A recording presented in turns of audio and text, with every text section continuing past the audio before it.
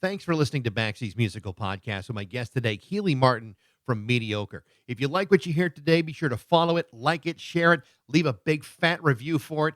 Be sure to follow us on Instagram, TikTok, and Facebook for regular updates on future episodes. Today, we're brought to you by Metro Chrysler Dodge Jeep and Ram at Chicopee. Be sure to check out their state-of-the-art dealership between BJ's and Big Y on Memorial Drive, or check them out at metrojeep.com and drive home in your new Metro Chrysler Dodge Jeep and Ram today. It's Baxie's Musical Podcast. Resistance is useless.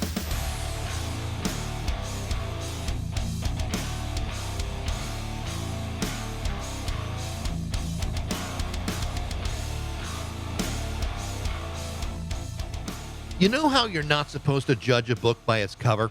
Well, as it turns out, that's probably very good advice. The same thing is true with record covers, movie posters, and other forms of various packaging. Ever look at a Scrabble box and you judge the game of Scrabble purely by the box that it came in? If you did, you'd never play Scrabble. That's because people tend to draw unfair conclusions way too early. Scrabble is a terrible name and a terrible box for a classic game, and yet it's still Scrabble. So what am I getting at here? Well, imagine you're in a record store or sifting through your Spotify recommendations and you come across a band called Mediocre. Would you automatically assume that it was, or would you wonder how mediocre can mediocre be? What if I told you that in spite of what you may think it sounds like, Mediocre is anything but mediocre? In fact, due to a keen sense of irony and self-effacing humor, Mediocre defies its very definition by creating something that's great rather than mediocre, which it is not. Mediocre is a Los Angeles and Boston-based indie rock band that's been releasing singles and EPs for the last couple of years, including 2020's Emotional Sickness and last year's 5-song EP, To Know You're Screwed. The records both got great reviews. In fact, 2 years ago, StereoGum.com listed Mediocre as their band to watch for 2022. In October, Mediocre released their official debut album entitled Growth Eater, and it's really, really good. The band is led by Keely Martin and Piper Torrison, who have known each other since high school. And yet, years later, this collaboration has resulted in a record that is far from being mediocre. In fact, it's about as far away from mediocrity as you're going to find anywhere. Their songs convey a certain youthfulness and a coming of age, which shouldn't surprise anybody since both Keely Martin and Piper Torrison from Mediocre are both recent college graduates. But don't be misled by that. The music of Mediocre is powerful, it's playful, it's energetic, and it's very reflective of what it's like to be at the earliest stages of your adulthood. And while on paper they may be considered mediocre, once you hear it for yourself, you realize that they are much better than that. This is my conversation with Keely Martin and Piper Torrison from Mediocre on Baxie's Musical Podcast.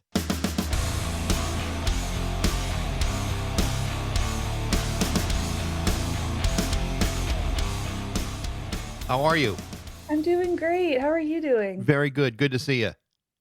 Good to see you too. I'm so sorry about yesterday. That's very unlike me, but It's okay. Happens to me all the time. that's good to know. That's reassuring. Yeah, you got nothing to worry about. You've been in good company with the whether it's figuring out how to use Zoom or do it on time. It doesn't matter. It's always got to wait. So are you still living in Boston, or are you back in California? I'm back in California now. But you went to Emerson. I got that right? Yeah, so I went to Emerson. That was my and Piper, my bandmate, went to Santa Cruz, but my final year there, Piper had already graduated, so they moved to Boston with me, or to be with me for the last year. So we were temporarily both there, and then we both moved back to California where our families live. So once I graduated. So how much was it of a culture shock to go from California to Boston and back again? It was a lot. Yeah, I don't know. It was almost like, I don't know. I've never lived on the East Coast, and I don't know. There's a lot of interesting history there. Mm-hmm. And it's also such a warm and inviting city too. That's the other part about it. Yeah, I know. It's kind of funny to, I don't know. I felt in some way it was an interesting combo of like New York, but like less overwhelming for me, which is why I thought that was a good medium for going to school there. But I don't know. made good friends, and that's what I take away from it, you know? That's good. So this is really interesting. It's kind of like a first for me. As it turns out, the internet actually takes you to some pretty dark places when you plug the word mediocre into a Google search. Uh, I also found Sure. I also found that googling mediocre band doesn't really help very much either. And yet, Yeah. I totally understand the irony of being in a band, that claims to be mediocre, but really isn't. Tell me about the name of the band. How did you come up with it? And have you had any remorse about it? I mean, it's one of those things where it's just been our name for so long, so it's just like, all right, that's what it is. But I don't know, it's just funny because we started in high school. We started the band in high school, and when we were trying to think of names, we just kind of proposed mediocre as a way to set some expectations as a new band who didn't really know what we were doing. We were like, all right, let's just poke fun at the fact that we maybe aren't the most polished, and that's okay. We'll just do our best and have fun. Yeah. And even as we've gotten more experienced, the name still rings true in an interesting, like, I don't know, badge of honor. It's like, Yeah. okay, well, we're just still trying our best and not putting expectations to be like the top this or at, the biggest artist or whatever. It's just we're just trying to make music that we connect with and want others to connect with. So I don't know. It always leads to things where, like, I don't know. I was trying to give out flyers to our release show, like, to strangers, and I'm like, "We're in a band. We're called Mediocre," and people just like laugh in my face, and I'm like, "That's great. I need that because then you're interested and Well, want to know more." I think it's great because when somebody asks you about the band, you can say, "Well, we're mediocre, but we hope to get better." I mean, there's always you can always raise the level a little bit. But you, There's always room to be, I don't know. We're aspiring for proficient, maybe. but ironically, it's actually a really good time to be mediocre. I mean, you got the new record. I actually think it's fantastic. I really have enjoyed listening to it. And I think what's cool about it is it lives up to the previous releases, the earlier EPs. And both of those EPs got a good deal of buzz on it, a good deal of excitement. Tell me about this record in comparison to the other two. How do you see this as progressing things along? Well, I think that since the beginning, we wanted to, Piper and I didn't want to have any expectations of where our sound would go. We would just let that happen naturally based on, like, the kind of people we're turning into, the kind of music we're listening to at the time. So it's not as though we had aspirations to sound like this in a future album, but it was cool that it just is a reflection of the time that we're at and the kind of sounds we're, like, into right now, Right. But I will say that I think this album, we had goals to just explore more sonically and, like, have more freedom with in the studio, just trying out different sounds and tones and stuff. And we didn't have the luxury of that in our past projects, per se, because it was just like we were also writing the album, writing our past projects long distance, like our past EPs and stuff. So this album, it really was an opportunity to, like, be in the same room and write whatever comes to us and have a little bit more time in the songwriting process. So I think as a result, we ended up being able to have more time with the songs before recording them and more of a natural progression, less of like, okay, this is the agenda. We have to do this now. You Um, mentioned that you both started together in high school. I mean, it's been 10 years to get to this point where you finally have your full length official album. After all this time, though, I mean, how are you feeling about it? I mean, is there a sense of relief? Do you have a sense of, you found your voice on this? I mean, how are you feeling about this? um, that's a great question. I don't know. I feel a lot of different feelings. I feel very proud that we have, like, an album that we made, and regardless of anything else, it's just this is our work that we put our heart and souls into, and, like, that's an accomplishment in itself. I don't know. I think that there's a lot of the album's called Growth Eater, and I feel like we really delve into the ideas of growth and like regression even, Hmm. and like progressing too. And that's really reigns true like in this part of life that we're in. It just feels like we're trying to figure ourselves out, and it's not like a linear process to discover yourself or to grow. So I don't know, I think that the album really resonates to me still, and now that it's out and connecting with others, it's like I have like a newfound relationship with it through others, and that's really cool. I think one of the things that's so enjoyable about it is there is a very strong sense of irony and self effacement at the same time, and it runs through the other EPs and certainly what you do. And the cool thing about it is you're basically grabbing stuff that's pretty universal stuff that every young adult deals with in the world, and managing relationships and coming to a greater understanding of who you are. I mean, much of that is obviously coming from your own experience in both you and Piper. But tell me a little bit about that. Do you find that you're growing into these steps, or is this a good way to have channeled a lot of the energy of trying to figure out what you want to be in life? Yeah, I don't know. I think that the songs kind of explore the awareness of wanting things or wanting to change or the issues that you have. It's not so much like we figured it out. It's like, oh gosh, we have not figured anything out. Here it is in a song, you know? Well, Um, I'm sure you probably have heard this from older people, but you never actually really figure it out. I mean, you just kind of bump into walls yeah. and hope you don't break something. Yeah.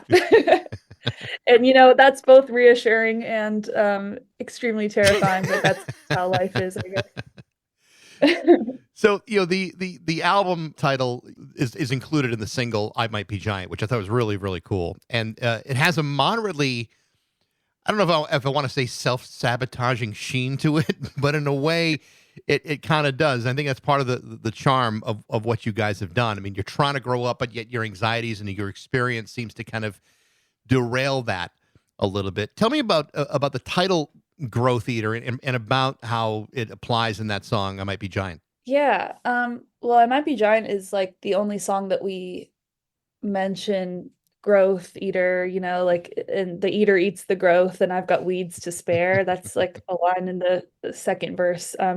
And we kind of, well, I guess the title of the album branched from this abstract like creature that we thought of called growth eater.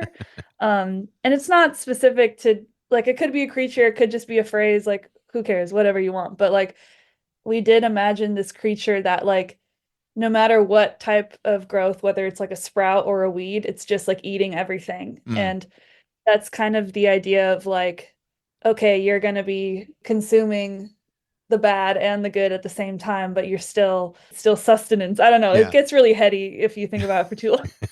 But Well, that's okay. That's okay. I mean, life is an invasive species. I mean, that's yeah, the way it is. But I think it's. I mean, but it's such a great song the way you guys have done it, and that goes on to other tracks on the album too. The one that I really really loved, it maybe is my favorite song on the whole record, is "It Has to Mend," which I think is such a great song. It sounds like what you're trying to say is it's about getting yourself back on track, and we all get derailed from time to time. Tell me a little bit about that song. yeah, so that one I wrote and sang lead on. That was the first song I ever sang. Well, I usually do harmonies and stuff, but that was very much Then that's why I liked it so much. yeah, it's my time It's all to about shine. you. That's exactly it. No, but Piper's like helped me a lot with developing that song. And when we play it live, Piper plays bass and I play guitar. We do a switch. And yeah, that song really came from a place where I just felt like I was continuing patterns that I didn't know how to work out of, and like wanting to like just escape that. But then when I presented it to Piper, she was like, I like that the song is almost like forcing this growth that can't happen when you force it. It's like it has to, like, something has to change, something, but you can't just like speak that into existence and like put that pressure on yourself. That has to come like naturally. And I thought that was interesting too, because sometimes you put that pressure on yourself and have that expectation that is like well, that's not really the way to grow. You have to like have grace with yourself. So that was interesting too, because I was like, oh, I'm like upset that I'm not at this place that I would like to be. But that's, you have to like be kinder to yourself and like understand that that's not going to come immediately. Right. So both are kind of playing at the same time. Well, a lot of time,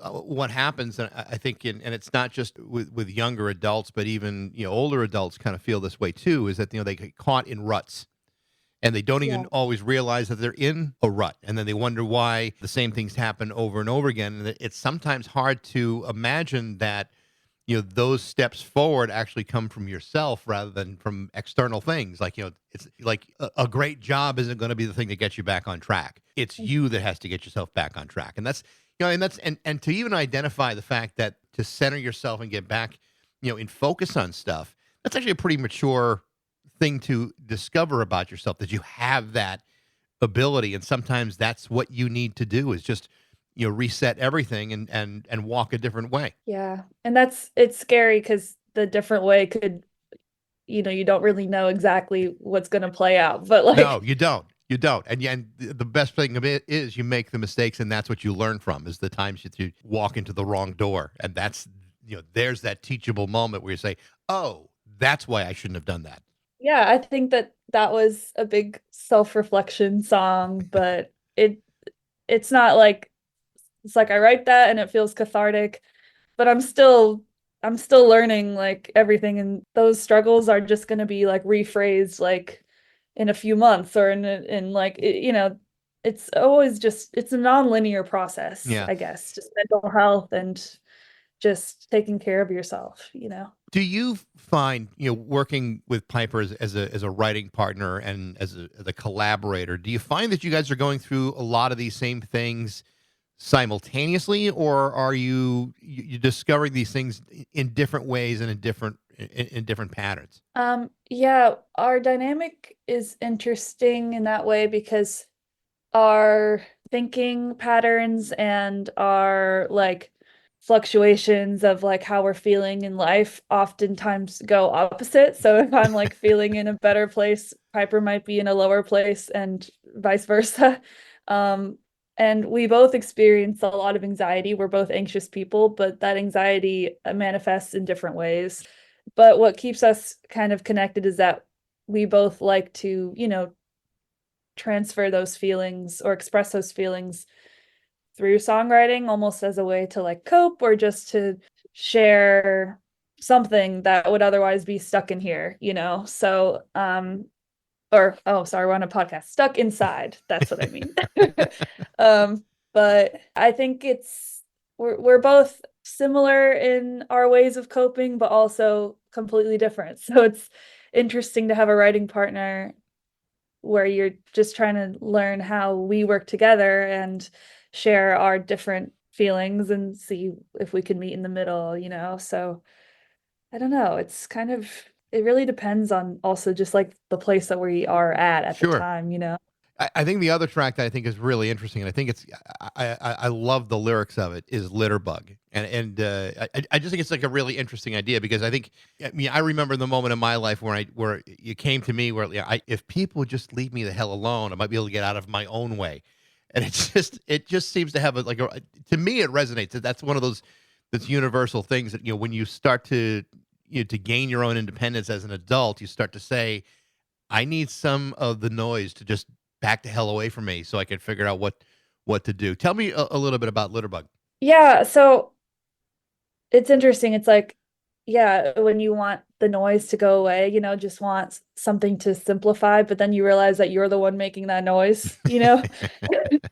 It's more of like it's like confronting the fact that, I don't know. Okay, so we use the metaphor of litterbug to kind of talk about like almost like word vomit, like the physical, like the image of like speaking so much that letters are falling out of your mouth and then you're just surrounded by your own words. That was kind of the visual that we stuck with, in terms that helped us like write the lyrics too. We were like, okay, so let's imagine that and just branch from there. So it's definitely like a self-sabotage song of like realizing that you're making these problems worse for yourself. And yeah, I don't know. It was just chaotic song, very like fast paced because that's how it feels when it feels like you can't stop like talking yourself into a hole. It's really interesting to have read the lyric sheet and listen to the songs because as I'm focusing on some of the lyrics here, the reality is that that some of these songs are real muscular sounding, intense sounding songs, and it's like the irony of that juxtaposed with the lyrics I think is so interesting. It just shows a lot of I don't know, a lot of texture in what you guys are doing, and I think to have this be your debut album kind of lends itself to thinking there may be some other great stuff down the road between the two of you coming out. So I think it's really interesting the way you kind of constructed these songs and have arranged them. I think it's really pretty cool. Thank you so much. That Yeah. means a lot. Well, no, it's I just think it's really interesting, to watch how people create and figure out, how they decide or how it organically grows the sound that just comes between the two of them. Right. Yeah, well, no pun intended, but it's true. I mean, it's just interesting how the creative process, begins. I mean, you guys, like we said earlier, I mean, you met in high school. You didn't really start writing together or even performing music right away. That took some time. How did you guys eventually get together musically? What was it that brought you together? Honestly, the origin story gets blurrier every year that passes, but what we both decided on that's true is that we were classmates. We became friends in high school, like freshman year. We were like 14, 15, and we both went to local shows. And just like as we became friends, we just realized we both had a connection with music, and we ruminated on the idea of forming a band for a little bit. And then sophomore year, we started and we played our first show that year. And I don't know, I think it just came from a want to hang out, you know? Hmm. I've always had like a desire to start a band though. Like I was in a band in fifth grade and I was like telling everyone what to do, like forcing all my friends to like play the White Stripes. And so I just felt really happy when I was like, oh, like I have a new friend who can play some guitar and has a really good voice. Like that's awesome because that's yeah. So I don't know, it just came from hanging out and writing songs for fun, and there's definitely passion behind it. I have always had been drawn to music and wanted to just see it through for as long as everyone wanted to, you know. So So what got you to the point where the two of you decided, you know what, we're going to start writing and let's record some of these songs? And was there something that where you got to that point where you say now we can start doing this, or was it just a natural progression of stuff? well, we always wanted to write original songs, you know. I mean, we started doing a lot of covers, but we really liked the idea of having original music. I feel like that was just as like performing would be fun. I think the writing of the songs like was the closest that we can, that was within arm's reach before we book anything. We're like, okay, well, this is fun to just sit in a room and just like play around with our instruments that we barely know how to play.